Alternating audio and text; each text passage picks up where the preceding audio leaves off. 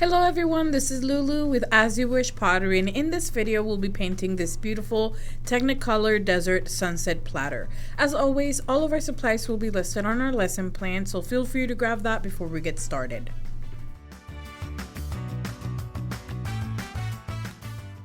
Alright, so let's begin by using the large square brush to paint the lower part of the platter using 1 to 2 coats of orange peel.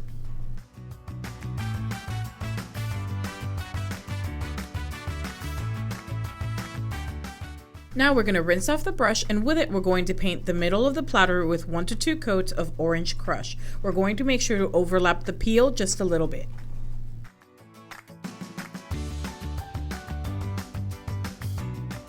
Okay, once we're done, we're going to rinse off the large brush again, and with it we're going to paint the top part of the platter with 1 to 2 coats of red. We're going to make sure that the red and the orange overlap one another as well. In our samples, we rinse off the brush one more time and painted another coat of each color where they overlap one another, so that way they could blend a little bit more in the seam. So what that means is just overlapping or painting the colors to kind of sit on top of one another to make sure that they still come out super bright and colorful, but that there's also a nice gradual transition between one color to the next. We're going to set the platter aside to dry, and in the meantime we're going to use a pencil to trace the image on the lesson plan onto tissue paper. And remember, to do that all you got to do is place a tissue paper sheet on top of the printed image, and with the pencil just follow along the lines you see. For me, I already had a traceable created, so I'm just showing you pretty much the steps on how to actually trace it onto tissue paper. So this just needs some messy lines. All you need to know is where your lines will be traced on later. Okay, so now what I'm going to do is I'm going to set my tissue paper in the center of my platter, and keep in mind though that the marker lines will disappear after the piece has been fired, so this is just for us to know where our cactuses will be and things like that. So do not worry about your lines being perfect, and it's okay if there's some adjustments that need to be made once we're painting. Okay, once we're done tracing, we're going to use the medium round brush to paint the top half of all the cactuses and their arms with 2 heavy coats of Pool Party.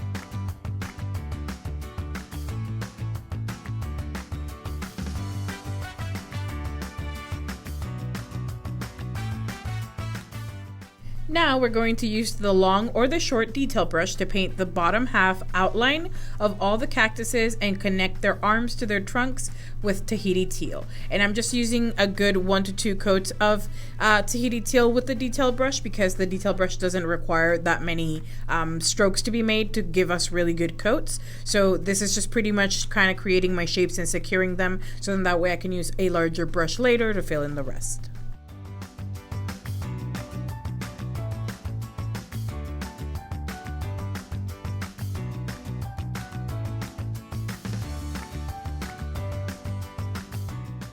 Next, I'm going to use a medium brush to paint the rest of the cactuses and their arms with 2 heavy coats of Tahiti teal.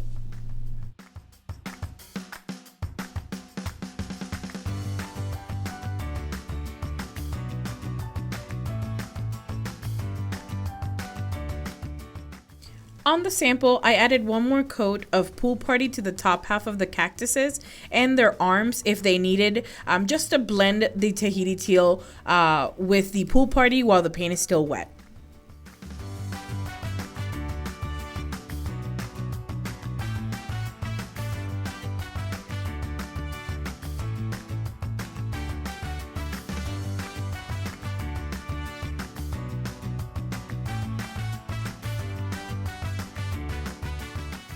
Now we're going to use a small brush to paint the aloe plant in the middle of the cactuses with 2 coats of key lime pie.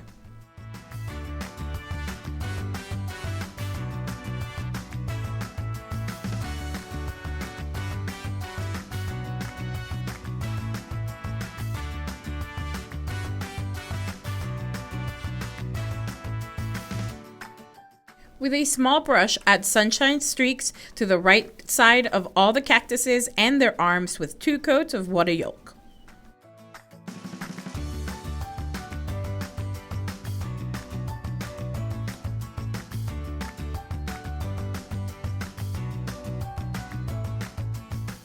I just wanted to note that I added some extra sunshine in some areas, so feel free to add however much sunshine you want on your cactuses.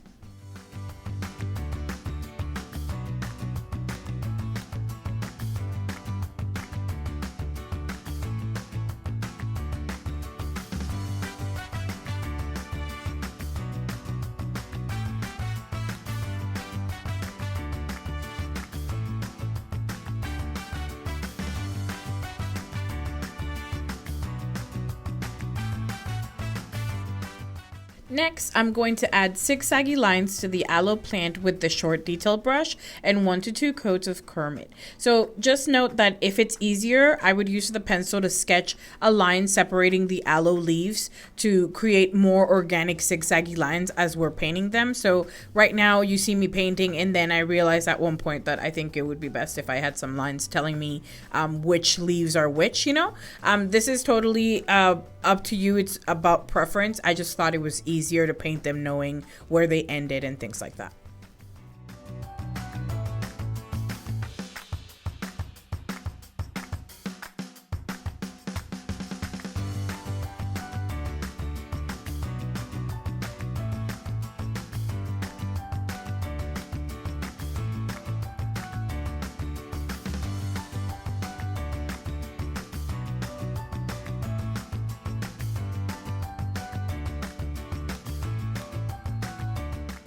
Next, I'm going to use the long detail brush and I'm going to paint wavy lines over all the cactuses and their arms with 2 coats of Jumpin' Juniper. And for this part, make sure to have really nice organic wibbly wobbly shapes as you're going down, or as you're pressing your brush down on the surface. Just kind of wiggle your wrist a little bit to give it a little bit more of movement going on.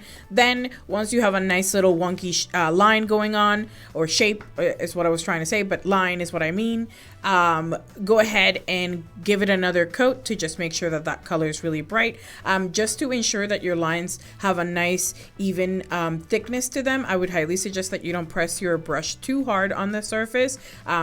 Most of all, when you're starting to create your shape, all you need is that kind of movement to go on organically and naturally. So don't try to force it too much. Just let your hand kind of do its thing. And then once you have a nice line going on, go ahead and coat it one more time, but make sure not to be too heavy-handed to ensure that you still keep some of those like thin to thick lines and movements going on to give it a little bit more life as you're painting.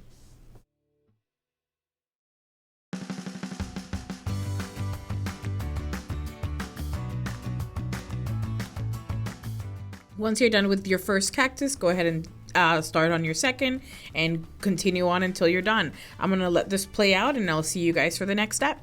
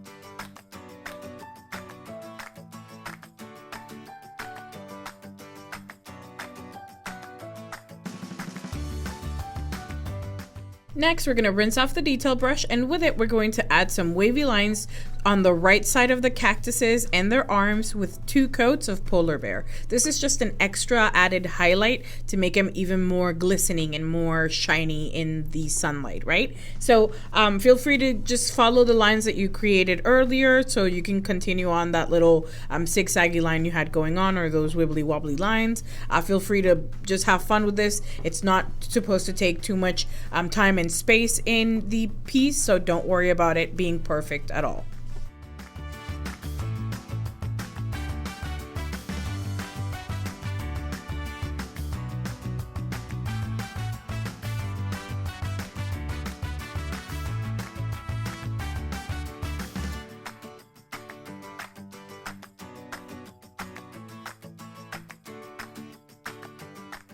So now we're going to use the red fun writer to outline the aloe plant and add some little florets in between some of the aloe plants. So for this part, it's just kind of having fun with your fun writer. Make sure that you work fast and work away from yourself to get some really nice crispy lines. I would highly suggest that you make sure that your index finger and that your thumb are the things pressing the fun writer, and also make sure that your tip is clean. Here you actually see one of those rare events where I had an accident happen. So my fun writer kind of sped out the tip, so I had to wait for my little blobby spot to kind of dry, and I pulled off all the paint that was there, all the red paint that had spilled. I let it dry a little bit, then I used an eraser to just erase off the surface paint because my paint was still kind of wet underneath. That's why it pulled up all the paint that you guys see here. So now I have to go back in, and I'm just gonna add some more paint again with my detail brush. And the reason I'm using my detail brush is because since I already covered all these areas with about 3 coats or more of paint, I want to make sure that that little spot is just as well covered. Okay, so this is just like if you ever have an accident happen, it's pretty much really easy to fix. Just let things dry, use erasers to erase them off, and carry on. Fix the spot and keep on painting.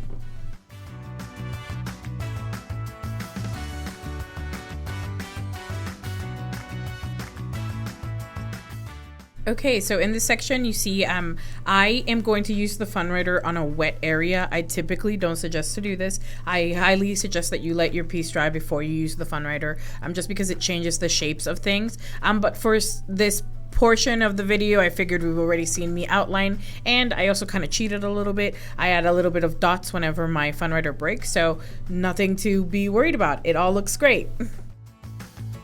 Alrighty, so next I want to show you guys my new favorite tool to splatter. I don't know where this brush has been my whole life, but I love it so much. It's one of these new brushes that we got in the studio. It's one of those with the black handle.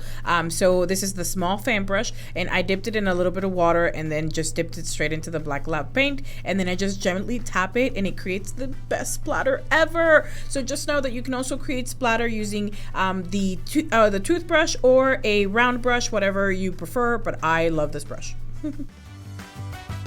Alrighty, so to finish off our platter, we're going to use the medium square brush, and we're going to paint some checkers, or I would say dashy lines on the rim with black lab.